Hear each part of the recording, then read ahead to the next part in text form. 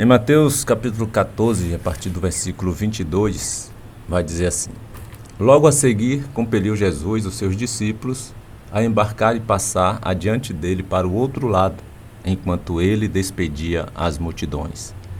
E despedidas as multidões, subiu ao monte, a fim de orar sozinho.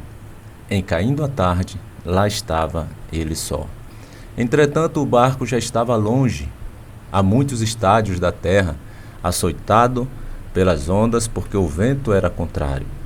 Na quarta vigília da noite, foi Jesus ter com eles, andando por sobre o mar. E os discípulos, ao verem andando sobre as águas, ficaram aterrados e exclamaram: É um fantasma! E, tomados de medo, gritaram. Mas Jesus imediatamente lhes disse: Tende bom ânimo, sou eu, não temais. Respondendo-lhe Pedro, disse: Se és tu, Senhor, manda-me ir ter contigo por sobre as águas? E ele disse: Vem.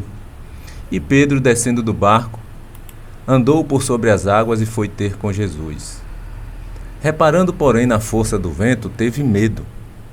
E, começando a submergir, gritou: Salva-me, Senhor! E prontamente Jesus, estendendo a mão, tomou-o e lhe disse: Homem de pequena fé, por que duvidaste?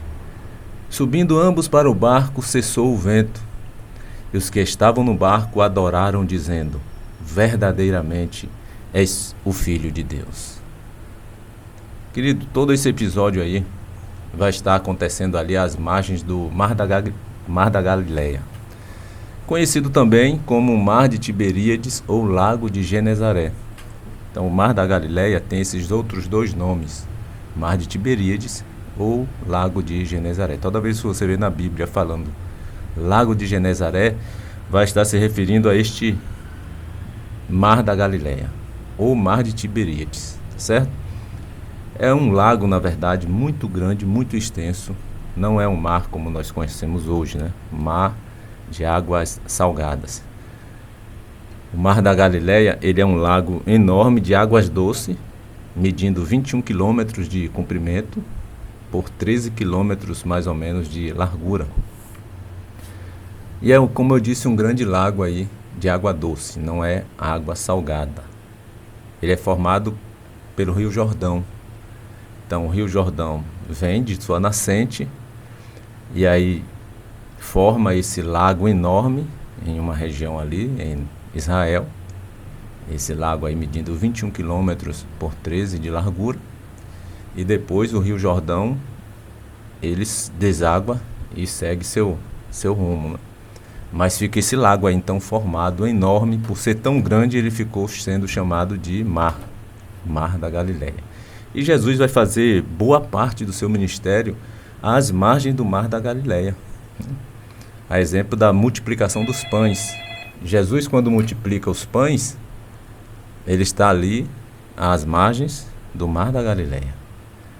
Tanto que, logo após a multiplicação dos pães, ele vai despedir os seus discípulos, né? No versículo 22 aí de Mateus 14, vai dizer assim: Logo a seguir, compeliu Jesus os discípulos a embarcar e passar adiante dele para o outro lado do lago, né? Enquanto ele despedia as multidões. Porque tinha acontecido ali a multiplicação dos pães e dos 2 peixinhos. E Jesus, então, naquele momento que ele despede os seus discípulos, eu vejo de que forma ele está testando os seus discípulos. Ele está testando os seus discípulos. No nosso entendimento ali, era para Jesus despedir as multidões e logo em seguida acompanhar os seus discípulos, não é isso? Você vê que os discípulos não questionam em momento algum: o Senhor não vai conosco? Nós iremos sozinhos? Ele despede os discípulos primeiramente, para depois despedir as multidões. E ele vai dizer justamente o que para os discípulos? Ele embarca, aqui como está no versículo 22, Jesus vai compelir os seus discípulos a embarcar e passar adiante dele para o outro lado. Como é que ele iria depois sozinho? De largura na faixa de 13 quilômetros, a parte mais larga do lago de Genezaré e do Mar da Galileia. Como é que ele iria sozinho?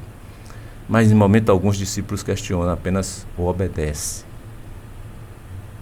E aqui é uma lição já, meu irmão.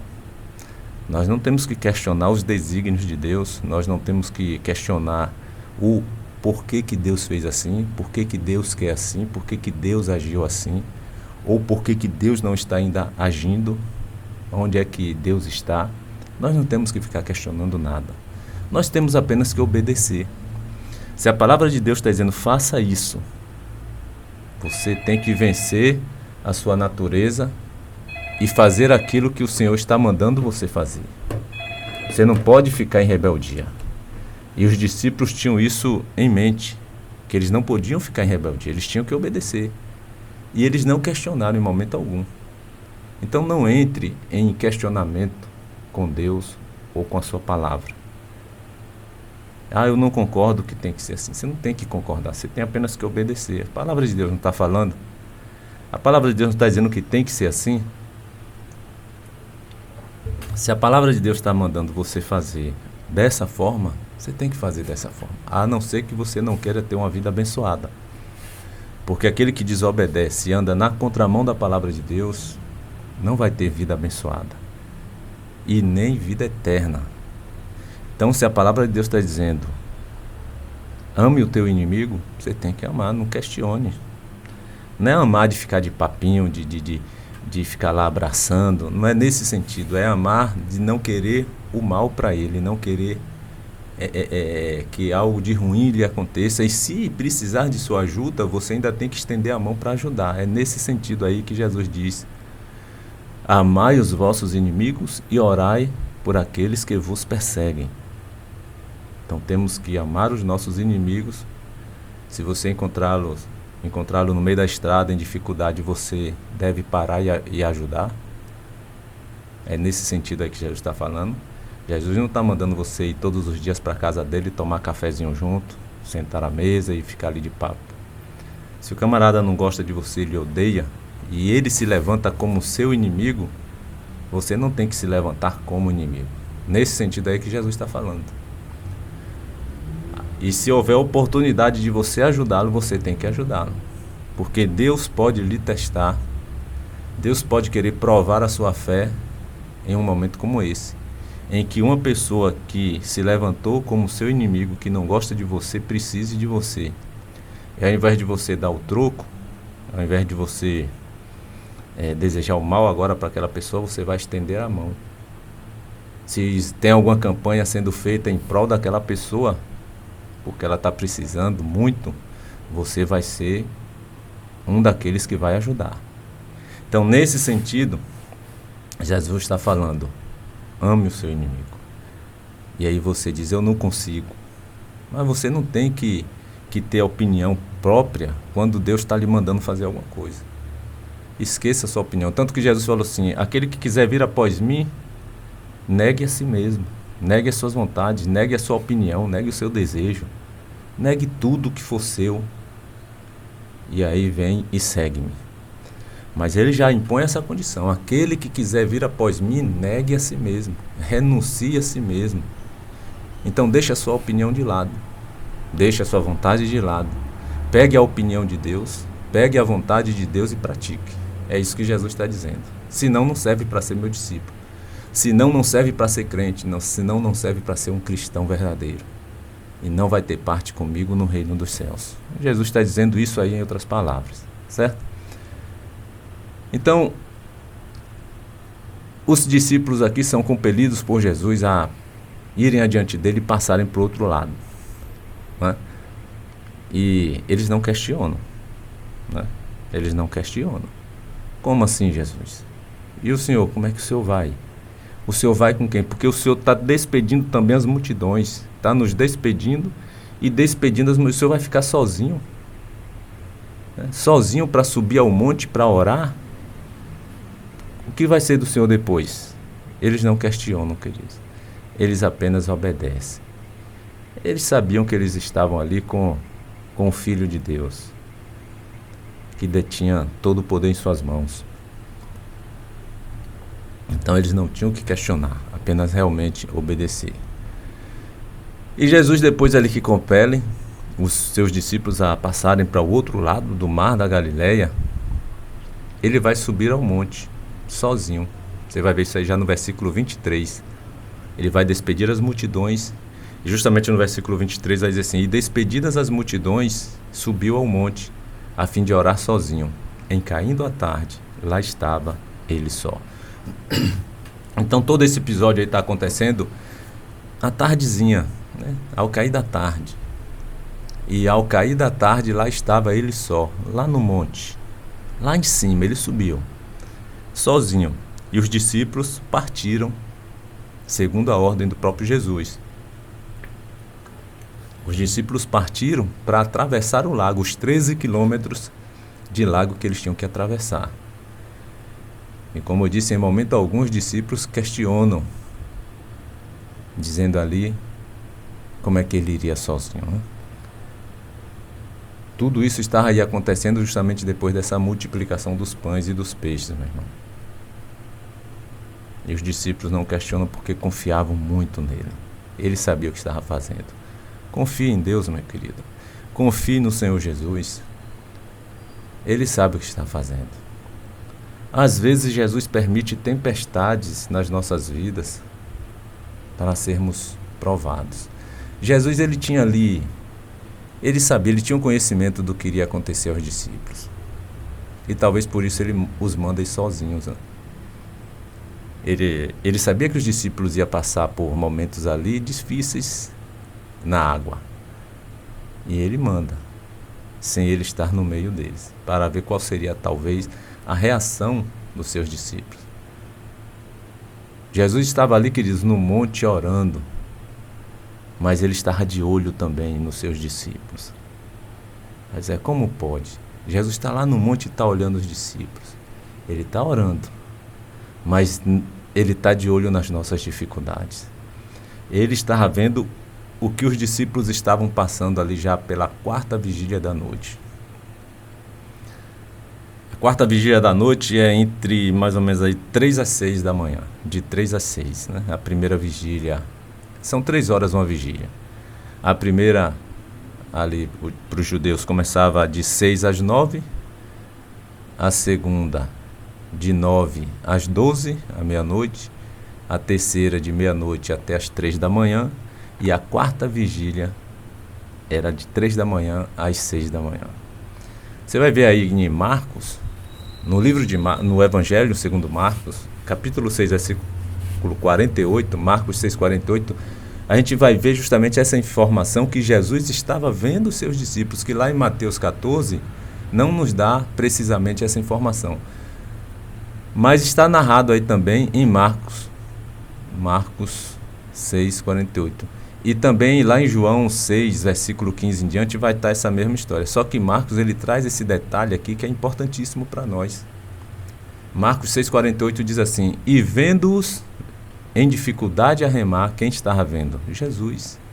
Jesus vendo os seus discípulos em dificuldade para remar, porque o vento lhes era contrário, por volta da 4ª vigília da noite, veio ter com eles andando por sobre o mar, e queria tomar-lhe a dianteira.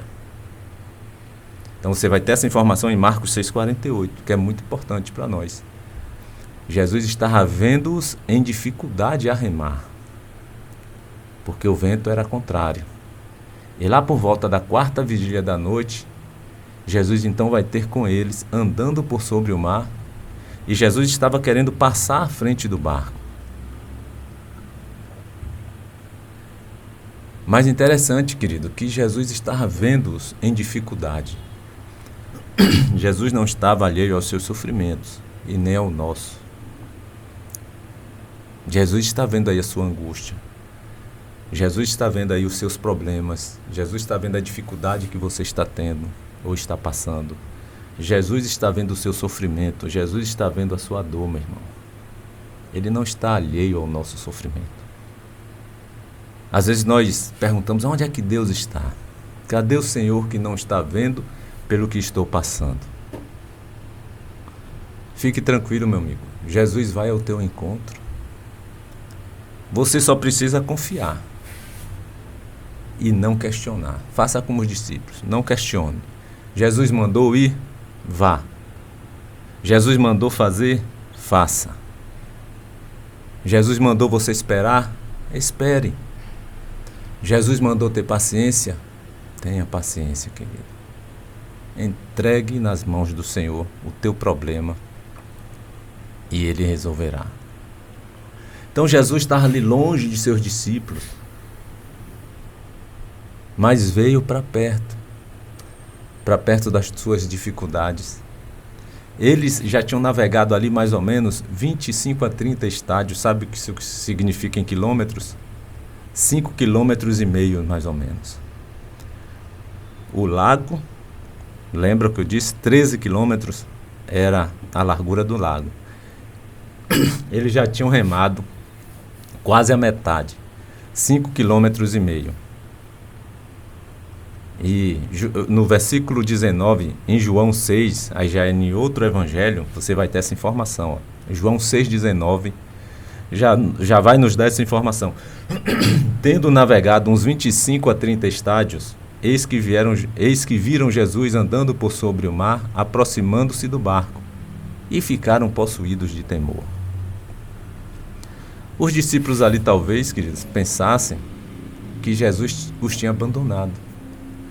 5,5 quilômetros e eles passando aquela dificuldade. Já eles estavam quase na metade do trajeto, no meio do mar, e nada de Jesus. E por que Jesus nos colocou nessa emboscada aqui? Por que Jesus nos colocou nessa situação? Eles poderiam estar questionando isso. Eles não estavam falando isso. Eles não estavam questionando, murmurando, porque se tivesse a própria palavra de Deus, ela resista. Deus não deixa nada em oculto, não, meu irmão. Deus resista. Mas eles não estavam murmurando. Por que o Senhor fez isso conosco? Por que o Senhor nos mandou na frente para perecermos, para sermos destruídos, para estarmos passando por essa situação? Cadê Ele que não aparece? Nada disso eles estavam fazendo. Talvez ali os discípulos até pensassem que Jesus os tinha abandonado. E às vezes pensamos assim. Pensamos que Deus nos abandonou, que Deus não está mais vendo o nosso sofrimento, a nossa angústia, as nossas aflições. Deus não está mais olhando para o que nós estamos passando. Talvez você esteja se sentindo assim, querido, mas não está, não. Talvez você que resolva abandonar a Deus, mas nunca Deus abandonar você. Por que talvez você resolva abandonar a Deus? Porque você vai pensar, Deus me abandonou, então eu não quero mais saber de Deus. Vou para o mundão fazer tudo que Deus não gosta. Aí vai onde você está, onde está o seu erro. Os discípulos não agiram assim, nem pensaram assim. Mas muitos é que abandonam a Deus e depois diz que foi Deus que o abandonou. Eles acham que Deus o abandonou e aí abandonam a Deus de uma vez. Deus em momento algum nos abandona. Agora nós que o abandonamos, nós que nos afastamos da presença de Deus, nós que saímos de debaixo da mão protetora do Senhor. Não fique pensando que Deus te abandonou, não. Deus está talvez esperando ver mais fé. Deus talvez permitindo você passar pelo que você está passando, está provando a sua fé, está lhe testando. E eu espero que você honre a fé que você tem em Deus, que você diz ter em Deus. Sem estar reclamando de Deus, murmurando de Deus, sem estar aí se queixando porque Deus fez isso, fez aquilo ou aquilo outro. Nós estamos em um mundo de pecado por culpa nossa mesmo, né? Nós herdamos a culpa de nosso pai ancestral, que foi Adão. Deus não tem culpa de nós termos caído, de nós andarmos ainda em pecado. Deus não tem culpa mesmo. Se há alguma coisa que o homem se queixe de si mesmo, é o que diz a palavra de Deus. Deus não tem culpa. Quem tem culpa somos nós. Então, diante das situações que nós estivermos passando, nós temos que reconhecer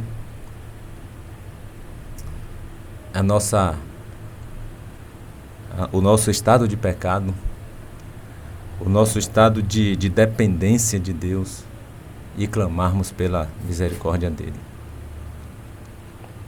Então não pense que Deus te abandonou. Deus está com a mão estendida, esperando uma resposta de fé. Que você creia nele. Mas seja um crer com obediência. Permaneça firme, fiel na palavra, e Deus vai te levantar da situação que você se encontra. Permaneça firme e fiel a Deus, que Deus vai te tirar dessa situação em que você está. Deus vai resolver esse problema. Deus vai te dar até mesmo a cura que você precisa. Tudo tem uma chave, e essa chave aí é fé, meu irmão. Você tem que ter fé seguido de obediência. Não adianta também dizer que tem fé se você anda na contramão da obediência à palavra. Você tem que ter fé e ter obediência. Então os discípulos ali, eles obedeceram a Jesus.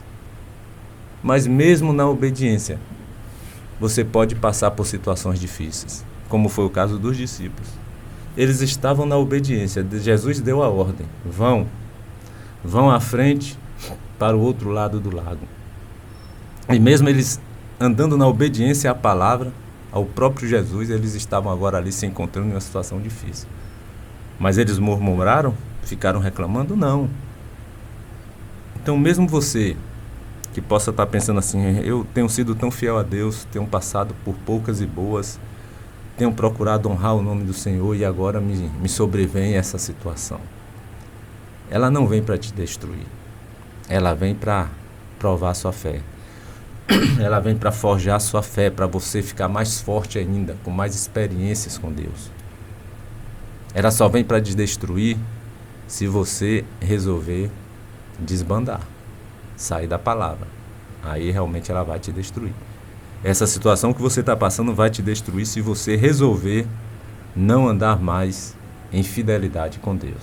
Mas se você estiver disposto a pagar o preço e andar na palavra, fiel a Deus, você pode ter certeza que tudo que você está passando, toda essa situação, seja ela qual for, vai ser passageira. Deus vai te honrar porque Deus, Ele honra a todos aqueles que são fiéis a eles. Deus não fica devendo nada para ninguém, querido. Pense em um Deus que não deve nada para ninguém. Agora, nós somos devedores eternamente. E se nós queremos as bênçãos de Deus, nós temos que ter fé, crer, né, e obedecer. Os discípulos ali, mesmo obedecendo, eles passaram por essa situação difícil e continuaram fiéis à palavra, fiéis a Deus, fiéis a Jesus. Eles não se aborreceram com Jesus porque Jesus os colocou naquela situação. E por conta disso, Jesus foi lá e os salvou. Jesus os socorreu. Isso quer dizer, meu irmão, que mesmo andando na obediência, nós vamos passar por situações difíceis. Nós vamos passar por momentos de aflições. Quando Jesus disse ali em João 16:33, no mundo tereis aflições, Ele não falou porque nós iríamos estar andando em desobediência, não. Quando Ele diz assim, no mundo, Ele dá uma certeza. Ele não disse talvez, né? Talvez, não. Ele dá uma certeza.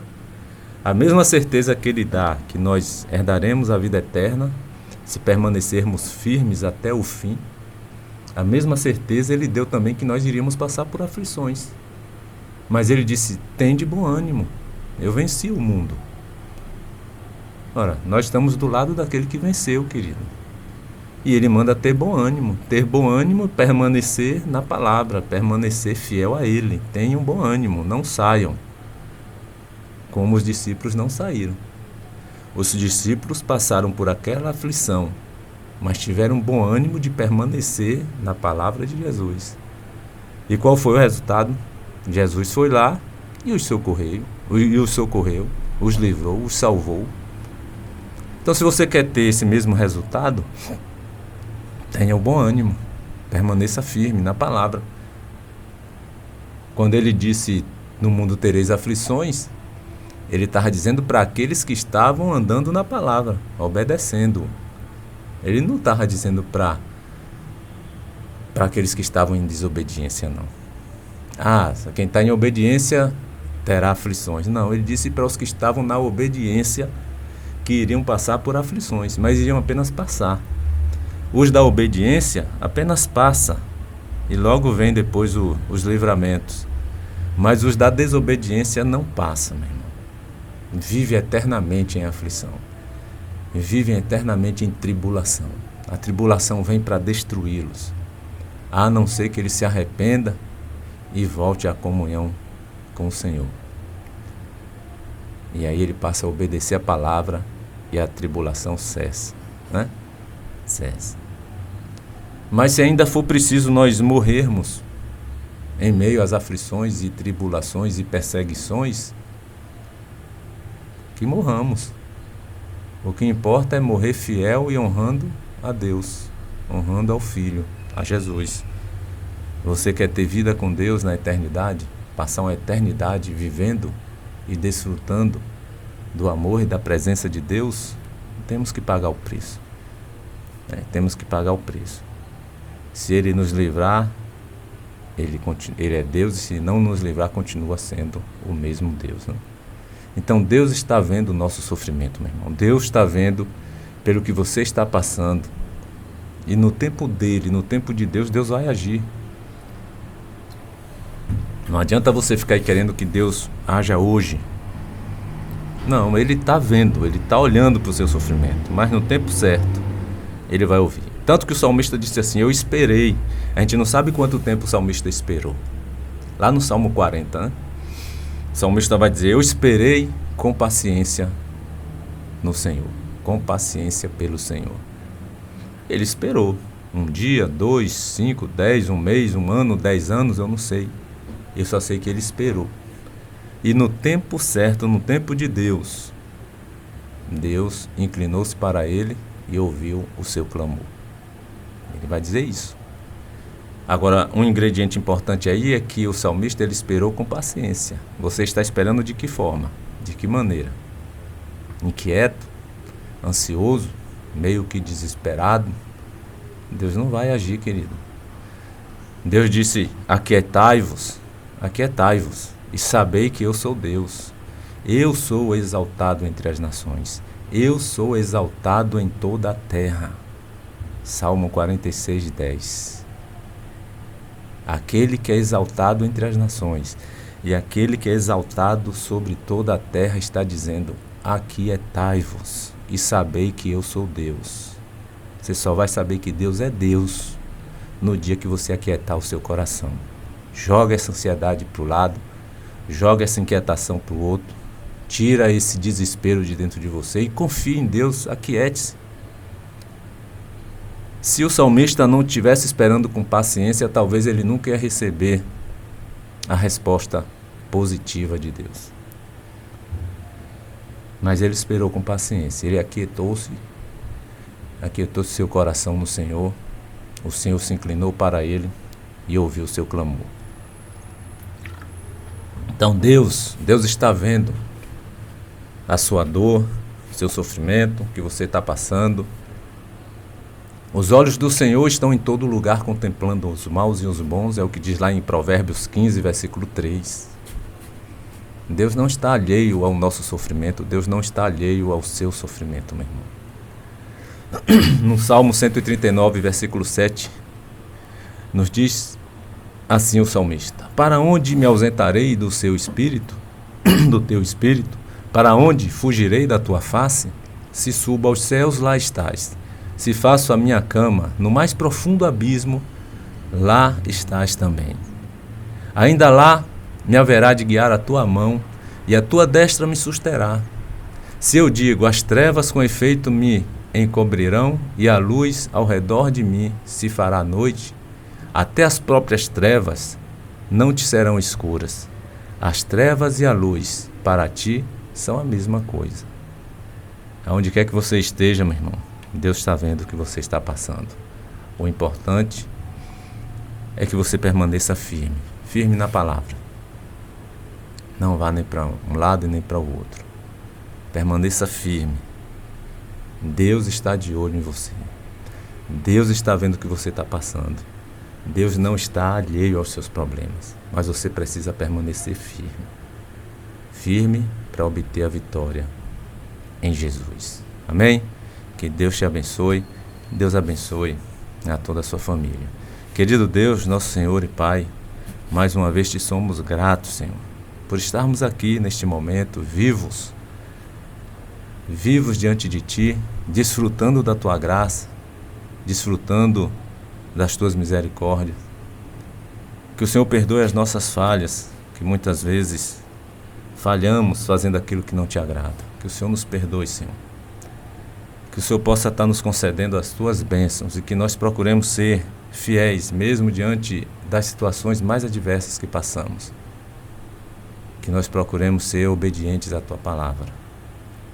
E que o Senhor possa estar vindo ao nosso encontro, ao encontro dos Teus filhos, atendendo seus clamores, seus pedidos, abençoando-nos com toda sorte de bênçãos espirituais nas regiões celestes.